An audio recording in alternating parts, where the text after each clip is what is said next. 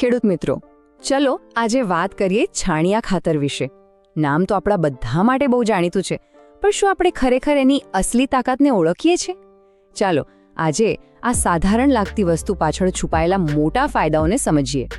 અને આ સવાલ છે ને ખરેખર બહુ જ મહત્વનો છે, કારણ કે સાચી જાણકારી વગર આપણે કદાચ એનો પૂરો લાભ ઉઠાવી જ નથી શકતા.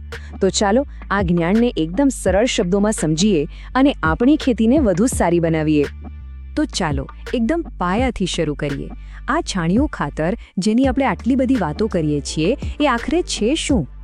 એકદમ સાદી ભાષામાં કહીએ તો આ બીજું કંઈ નહીં પણ પશુઓના છાણમાંથી બનેલું એક કુદરતી વરદાન છે. એનું મુખ્ય કામ છે જમીનને પોષણ આપીને એને ફરીથી શું કહેવાય જીવતી કરવાનું, જેથી પાકના મૂળિયા એમાં આરામથી ફેલાઈ શકે. અહીં એક વાત ખાસ સમજવા જેવી છે.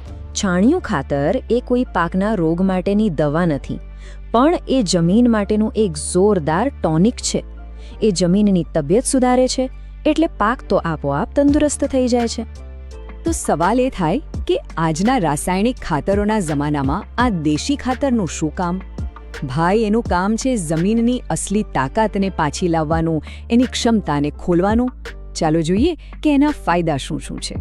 અરે આના ફાયદા ગણાવવા બેસીએ તો ઓછા પડે. એ ખાલી પાકની ઉપજ નથી વધારતું, પણ જમીનની તંદુરસ્તીને જડ મૂળથી સુધારે છે. જસ્ટ વિચારો, તમારી પથ્થણ જેવી કઠણ જમીન પોચી બની રહી છે, છોડના મૂળિયા ઊંડે સુધી જઈ રહ્યા છે. આ બધી જ વાત સીધી તમારી કમાણી સાથે જોડાયેલી છે, ખરું ને? અને હા, ખાસ કરીને જો જમીન બિલકુલ કઠણ થઈ ગઈ હોય, પાકનો ગ્રોથ જ અટકી ગયો હોય, તો સમજો કે છાણિયું ખાતર એકદમ જાદુ જેવું કામ કરી શકે છે. એ જમીનમાં જાણે નવો જીવ પૂરે છે. હવે દરેક ખેડૂતના મનમાં એક સવાલ તો આવે જ કે ભાઈ, આ બધું મારા પાકમાં ચાલશે ખરું? તો ચાલો એ શંકા પણ દૂર કરી દઈએ. તો સારા સમાચાર એ છે કે આ ખાતર લગભગ બધા જ પાકો માટે કામનું છે. પછી ભલે કપાસ હોય, ઘઉં હોય, મગફળી હોય, તલ હોય કે જીરું. એટલું જ નહીં, શાકભાજી કે ફળઝાડ, આ ખાતર દરેક જમીનને ફળદ્રુપ બનાવે જ છે. અને સૌથી મજાની વાત ખબર છે કઈ? કે તમારે દેશી કે વિલાયતીમાંથી કોઈ એકને પસંદ કરવાની જરૂર જ નથી.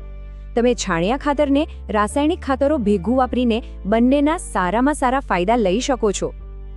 ચાલો હવે આવીએ સૌથી કામની વાત પણ.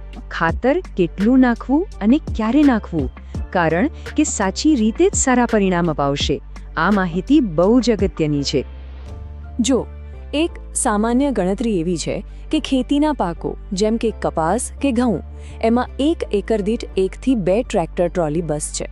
શાકભાજી હોય તો થોડું વધારે, એટલે કે 2 થી 3 ટ્રોલી. અને જો ફળઝાડ હોય તો દરેક ઝાડને 5 થી 10 કિલો જેટલું આપી શકાય.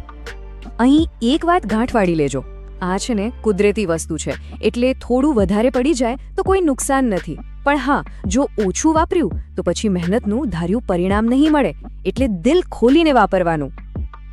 આને વાપરવાની રીત પણ સાવ સહેલી છે. કાં તો વાવણી કરતા પહેલા જમીનમાં મિક્સ કરી દો, અથવા તો ઊભા પાકમાં છોડની લાઈનમાં નાખી દો. અને હા, એક કામ ભૂલતા નહીં, ખાતર નાખ્યા પછી પાણી જરૂર આપજો. એનાથી શું થશે કે પોષક તત્વો સીધા મૂળ સુધી પહોંચશે અને અસર ફટાફટ દેખાશે. ઓકે, તો હવે આપણને ખબર છે કે કેટલું અને ક્યારે વાપરવું. પણ હવે હું તમને અમુક એવી ટિપ્સ આપવાની છું જે આ ખાતરની અસરને સીધી ડબલ કરી દેશે અને શ્રેષ્ઠ પરિણામો અપાવશે. જો એક મોટી ભૂલ જે મોટાભાગના લોકો કરે છે એ છે ખાતરને તડકામાં સૂકવી દેવાની. ના, એવું બિલકુલ નથી કરવાનું. ખાતરમાં થોડો ભેજ તો હોવો જ જોઈએ. એ ભેજ જ તો એના જીવંત તત્વોને સાચવી રાખે છે, એટલે હંમેશા એને ઢાંકીને રાખો. યાદ રાખજો, જે ખાતર સરખી રીતે સાચવ્યું હશે એ જ સોના જેવું કામ આપશે. તો આખી વાતનો સાર શું નીકળ્યો? છાણિયા ખાતરને આપણે ફક્ત 3 સરળ પણ શક્તિશાળી શબ્દોમાં સમજી શકીએ છીએ. બસ આ 3 વાતો જ તેની સાચી તાકાત છે. તે ખર્ચ પણ બચાવે છે, પ્રકૃતિની ભેટ છે, અને સૌથી અગત્યનું, તે આપણી આવનારી પેઢીઓ માટે જમીનને જીવતી રાખે છે. તો છેલ્લે સવાલ આપણા સૌના માટે છે. શું આપણે આપણી ખેતીને લાંબા સમય સુધી ટકાવી રાખવા માટે પ્રકૃતિની આ તાકાતનો હાથ પકડવા તૈયાર છીએ?